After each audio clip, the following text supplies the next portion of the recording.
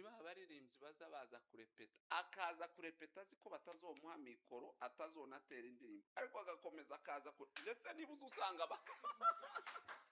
nasanze dufite abaririmbyi abo baririmbyi tibaza kandi azi ko atazoyobora indirimbo, tazoramisha, azohagarara gusa inyuma y'abandi, ndetse iwe uzusanga azirefure gusa, ibitero ntabyo azamenye, ariko aba afite umutima gusa hakeye, umutima we ubukeye ntiyonanirana muri korali. Ariko yeme ndarondogoye nk'umugabo, mureke mbabwire, semeni haleluya, amen. Iyo umuntu akinanijwe n'umubiri, uyu mubiri ubundi tugwana mu isi zitatu, tugwana mu isi yitwa umubiri, tukagwana mu isi yitwa isi, tukagwana mu isi yitwa Satani. Ubundi hari abantu batsinzwe n'umubiri wabo barananirwa,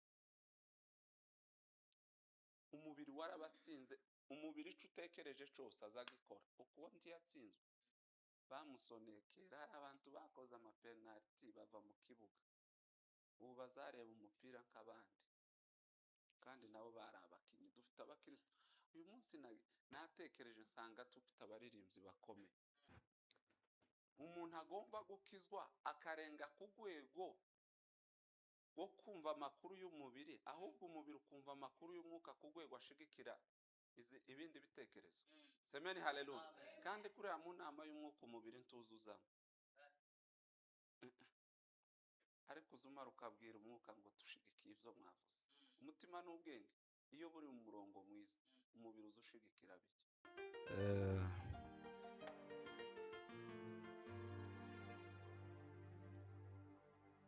Ubutumwa bwiza bwa Yesu Kristo uko bwanditswe na Luka, ibice 24:32 ruboneka.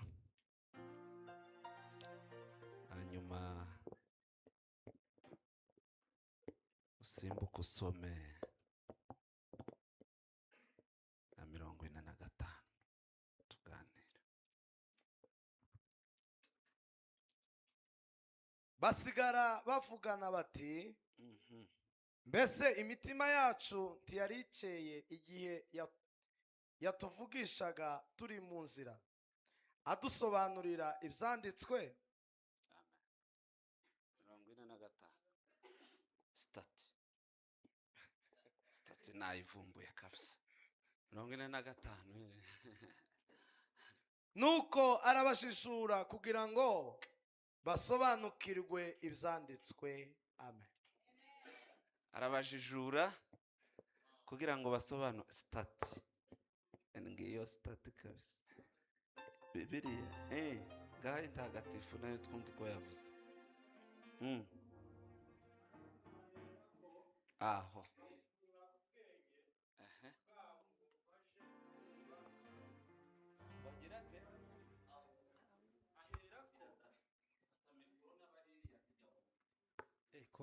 barategera aherako ahugura ubwenge bwabo,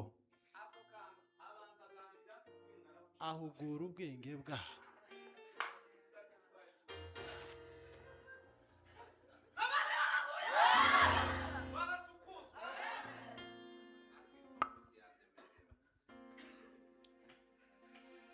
abanza kuganira n'ubwenge, arabupanga, arabubwira ngo tugiye kugira ico tuganira nawe kandi mugifata. Amen. Dushima Imana kuba hano, Imana yabyemeye ishimwe. Right, Imana ibaho umugisha, turabashimiye representa ndetse n'abayoboke mukorana, Imana ibaduhera umugisha. Protocol irimo itwitaho ize neza.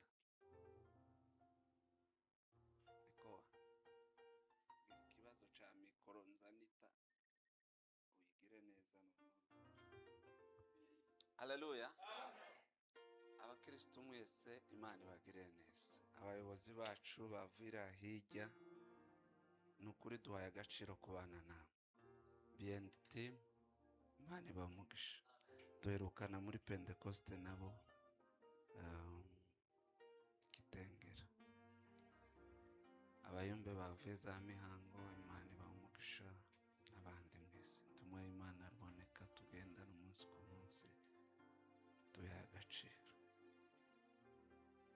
umuvugabutumwa akumvuga waraganire akoze ariko buriya semeni haleluya. Naje gusanga impamvu intumwa zatindanye nuko nta afishe bakaza basora, bamara bakabwira umuntu ngo urabwiriza we uyu munsi ni wowe uduha ijambo. Amen. Kuri agara amakuru ba Petero bagiye kuyandika ariko ba Yakobo bayazi kuko bakazayababwira. Muzi ko umuntu yakunda kubwiriza hari amagambo azakunda kuvuga. Iyo wayishuriwe ijambo tuzi ugira ikibazo cyo kurivuga ngo hariya nararivuze, oya kujya wa mwuka n'uwawe niwe warishuriye. Akura tuganiriye ni ukuri, uganiriye neza atuje. Amen. Turashimira intumwa y'Imana Paul kuva i Beroya. Uri umugisha kuri twe, turagukunda, turagukunda. Imana iguhe umugisha. Ndabizi koko uretse naha tuzogera n'iraruguru mu Minembwe, n'ubundi nuko twabuze inzira twaba tugezeyo. Haleluya. Ko turaganira amakuru avuga ngo ese imitima yanyu iracakeye. Kuko hari abantu bataye Yesu, kandi iyo umuntu ataye Yesu umutima uba wijimye, tuba ugikeye, umutima ukeshwa nuko umuntu afite Yesu. Ku mugoroba niko twaganiriye, twavuze ngo semeni haleluya. Bibiliya yavuze ngo mu gitondo kare ngo ku museke ku wa mbere w'iminsi 7 ngo mu gitondo kare ngo abagore uwitwa Mariya Madagarena ngo na Mariya wundi ngo bafata ibihumura neza ngo baja rangata yiwabo ngo baja kureba ahantu bashinguye Yesu. Semeni haleluya. Ngo bahageze ngo basanga igituro kirarangaye. Ifite ndakwishimiye dada, ifite Imana imumugisha. Ngo basanga igituro kirarangaye. Mutekereze namwe warasize umurambo mu mva kandi warasize wasimanze ugasanga hararangaye. Ngo binjiramo ako imva zabo zari special. Bibiliya zivuga ko binjiyemo ngo bagere mu basanga harimo imyenda. Mu gitare harimo imyenda niyo yasigayemo. Semeni haleluya. Ngo bakitangaye ngo ahita hamanuka abagabo babiri. Ari amagambo yantangaje. Bari abagabo nukuri Bibiliya ntizi bisobanura neza, ariko bazanye gutangara gukomeye. Mwabantu nta makuru yababwiye yaje kupfa, kungira ngo mwabanjije kuganira ni gute mutemera ico yababwiye. Ngo babona nti babyumva bahita bababwira ati se uwo mushaka ntazapfaga. Ni nkako bababwiye ti wa wundi mwarimo mushaka tabarizwa mu bapfuye. Kandi Bibiliya usomye igitabo ca Petero kiravuga kuko ngo yamanutse ngo aja kubwiriza n'abandi bapfuye badakijijwe, ngo aja kubaganirira amakuru. Nkongeretse umwana wo kurimbuka ni utarumvise. Semeni haleluya. Ariko naratanga kuri nta muntu uzupfa imbere ya Yesu aza kubona mu shusho yakuremyemo akakubwiriza nkaho utari amagufwa kandi mu bantu waraboze. Ariko Yesu yarandangaje. Dukanguza ibimenyetso by'ubutumwa bwiza we Mwami Yesu ngwino nsure nagutegereje. Tumumva ko ndirimbye nabi nuko mwirinzi n'ababutoto bari hana, ariko iyo ndinjire nyine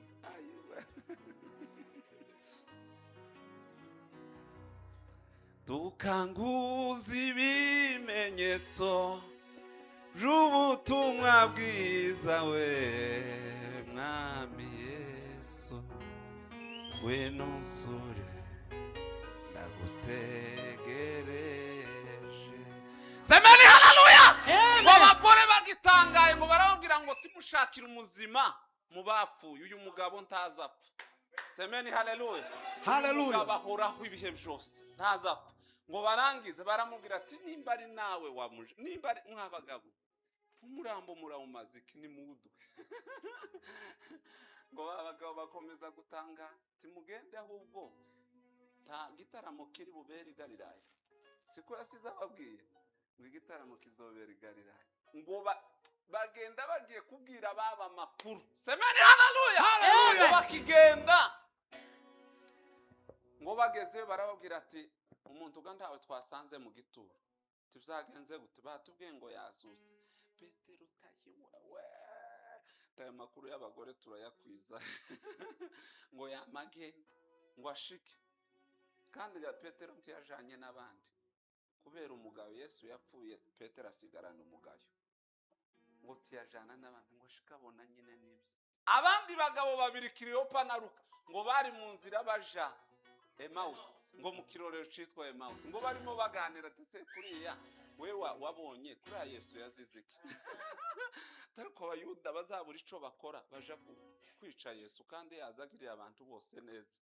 Ngo bakiyabaganira ko kanya Yesu tariko bano bagabo tibano bagabo sinzi bibabamo aya makuru yose twavuze. Tese mwabagabo niki ko mutacangamutse ko mudakeye. Ya topic iraje neza nibwo nkiyumva. Ko mudakeye mwabagabo. Tese uri umushitsi muri iki gihugu. Wowe nta makuru ufite. Tese ameze gute? Tako nononda. Kandi kuriya ku mugoroba nababwiye ngo uyu muntu azamakuru azagira ngo abantu bose barayazi. Noneho yaza babaza tese na yahe makuru. Kiriyopa ni nkaho yomubwiye tese wareka kudutesha umutwe. Uri umushitsi hano nta makuru uzahari. Ngo arabwira ati mumbwire munkonjorere mumbwire icaba. Tese mu yandi magambo yaramamaye yageze yishe. Ni kuki mushakira umuzima mu bapfuye we. Oya oya oya umuremyi yazutse. Semeni haleluya. Yeremiya arandika ngo amagambo yawe amaze kuboneka. Igihe ca Yeremiya Bibiliya yari yarabuze. Igihe ca Yeremiya Chase wa Yeremiya Bibiliya yarabuze barayibura. Igitabo ngo carabuze barakibura. Ngo buce barimo bakora amasuku muri hekalu mu nzu y'Imana. Ngo Yeremiya kigwaho. Semeni haleluya. Kigwaho ngo arasoma ngo amaze gusoma. Arandika aravangwa amagambo yawe maze kuyajya. Ariko natanga. Ngo ambera ngo ibyishimo ngo n'umunezero byo mu mutima. Ayo makuru niyo nashatse ko tuganira. Dukanguza ibimenyetso by'ubutumwa bwiza we. Mwami Yesu ngwino usure nagutegereje. Semeni haleluya. Muzamugira ngo buzabwira ryari mu mutima kugira ngo tihashe. Ni igihe wemerera ibitekerezo uko bikubwira amakuru atariyo.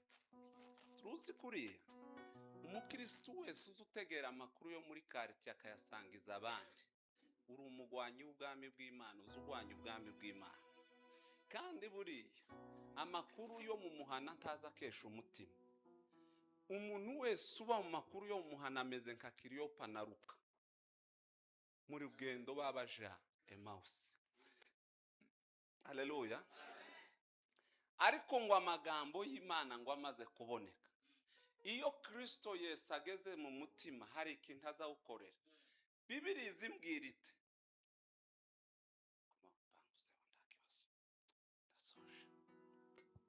Dukanguza ibimenyetso by'ubutumwa bwiza. Mwami Yesu ngwino usure ndagutegereje. zamubwira ngo kuri uyu muntu yoreka kwiba atari uko yabuze ibyo yiba. Ubundi umuntu uza wiba ariko akabura ibyo yiba ni umujura, nuko atarabona aho yiba. Kuri hari abajura mu ibanga ku giti cyabo. Hari abajura mu ibanga, kurumva perezida ndanye buriya hari abajura mu ibanga tibarabona uburyo bwo kwiba, ariko n'abajura ku giti cyabo. Ni ku giti cyabo. Kubera iki? Yesu ngo umunsi yamanutse, amen, umunsi sigira ikibazo imanukaho Satani, Bibiliya iravuga ngo ijwi ryarumvikanye riravuga ngo wasiwe ugushije ishami. Ariko umunsi umwami w'abami witwa Yesu ngo avuka, Bibiliya yarongera iravuga ngo wasiwe wishime. Siko Bibiliya zivuga? Semeni haleluya! Amen. Wasiwe wishime unezerwe kuko umwami w'abami. Rya jambo ryavuzwe rivuga ngo wasiwe ubonye ishano, ryarongera riravuga ngo yishime. Yesu muri aya makuru Bibiliya yavuze ngo abungura ubwenge, niko Bibiliya yera yavuze. Semeni haleluya. Ngo abungura ubwenge kugira ngo bumve ibyanditswe. Mureke mbabwire, umuntu wese wawuzina igisirimba kitarimo ijambo ry'Imana, kitarimo amasengesho, ari muri jimu hano haruguru. Hari abagabo bitwa Saduraka na Meshake na Bedenego, semeni haleluya, imitima yabo yahoraga ikeye. Kubera iki? Uzi uko bababwiye amakuru y'umuriro n'amakuru y'ubwobo bw'intare? Umwami yamagira ngo barashukuma bavuge ati rya jambo twavuze twarivugiraga. Sema haleluya. Ariko kubera kuko imitima yabo yari ikeye, buri hari ibintu bibiri bisa, n'ubwoba no kwizera. Iyo umuntu afite ubwoba neza ameze nk'ufite kwizera. Umuntu ufite ubwoba azamavuga ngo hariya ngo hari umuntu kandi afite icuma kandi ntawe uhari. Nukuri kose akamananirwa gutera intambwe, akananirwa gucya kugenda, niko ubwoba buza. Neza niyo kontrere yo kwizera. Kwizera kuza kukubwira ngo ibi wabona sibyo, hari imbere niyo hari ibintu byiza ushatse wokomeza. Ngo abagabo ngo umwami arababwira ati se umuriro bawuberetse? Tumuriro turabizi kuhari, toye muze mbatembereze basha mbajane yawuti muje kureba umuriro. Muje ngo bamare kuwitegereza, ngo arababwira ati se hari ijambo mufite? Toye kujyaga twavuze imitima irakeye. Amen. Uzi ko umwuka yambwiye ngo umuntu agomba gukizwa akarenga ku rwego wo kumva amakuru y'umubiri, ahubwo umubiri ukumva amakuru y'umwuka ku rwego ashigikira ibindi bitekerezo. Semeni haleluya. Kandi kuriya mu nama y'umwuka umubiri ntuzuzamo. Ariko uzumara ukabwira umwuka ngo tushigikiye ibyo mwavuze. Umutima n'ubwenge iyo buri mu murongo mwiza, umubiri uzushigikira bityo. Mureke mbabwire, semeni haleluya. Amen. Iyo umuntu akinanijwe n'umubiri, uyu mubiri ubundi tugwana mu isi zitatu. Tugwana mu isi yitwa umubiri, tukagwana mu isi yitwa isi, tukagwana mu isi yitwa Satani. Ubundi hari abantu batsinzwe n'umubiri wabo barananirwa. Umubiri warabatsinze. Umubiri icyo utekereje cyose azagikora. Uko ntiyatsinzwe bamusonekera. Hari abantu bakoze amapenaliti bava mu kibuga, ubu bazareba umupira nk'abandi, kandi nabo bari abakinnyi. Dufite abakristo uyu munsi natekereje nsanga dufite abaririmbyi bakomeye. Muzi abaririmbyi bakomeye natekereje? Niba abaririmbyi baza kurepeta, akaza kurepeta azi ko batazomuha mikoro, atazonatera indirimbo, ariko agakomeza akaza ndetse niba uzusanga nasanze dufite abaririmbyi abo baririmbyi tibaza, kandi azi ko atazoyobora indirimbo, tazoramisha, azohagarara gusa inyuma y'abandi.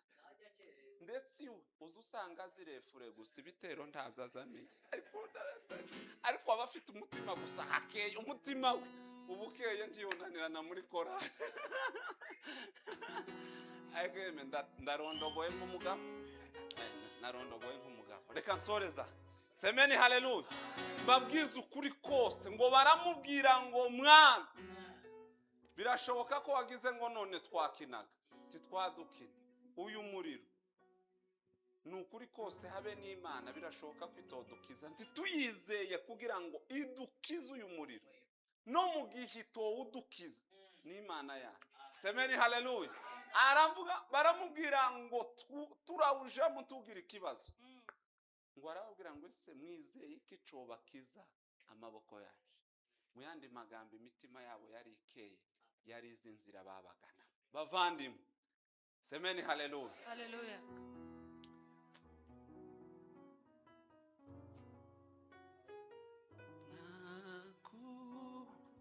Wewe wa mwambaro Wisoni we ambi kumwenda we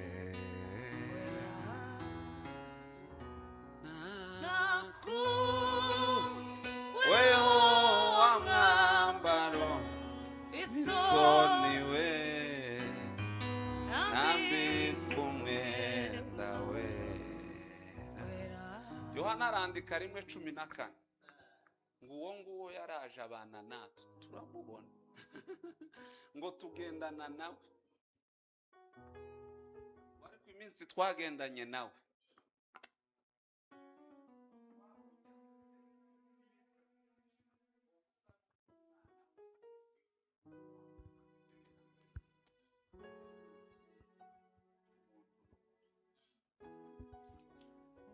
Semeni haleluya. Ngo yari afite ubuntu n'ukuri. Yesu ntabwo agendana natwe, agendera muri twe, abana natwe, aba muri twe. Iyo tumutakaje igihe cyose imitima tizica, yuzura umwijima, yarangiza hagakinguka amaofisi y'urugambo, hagakinguka amaofisi y'ubwibzi, y'ubusambanyi, y'ubujura, yo kunanirana. Buriya iyo umutima gusa wijimye, Satani ababonye agatorero keza atoreramo. Kandi mureke mbabwire, semeni haleluya, iyo umuntu neza umutima wijimye azabona ko bagenzi be aribo bafite amakosa, cananiranye cyose ngo runaka niho wacisha, ni ukuri siwe. Kandi mureke mbabwire, Paulo yaranditse aravuga ngo hari amakuru mbamenyesheje, semeni haleluya, ngo umuntu wese yikorera isuzuma, ngo yiheze ikizamini, ngo narangiza yikosore. Amen. Ngo namara yiha amanota. Muje ukora buriya nkunda kubiganira, haba amaso atatu. Hari aya maso turebesha, aya maso nayo kugira gusa ngo tubone aho dukandaga. Hakaba n'andi maso y'ivyuma ashobora kureba mikorobe z'abantu.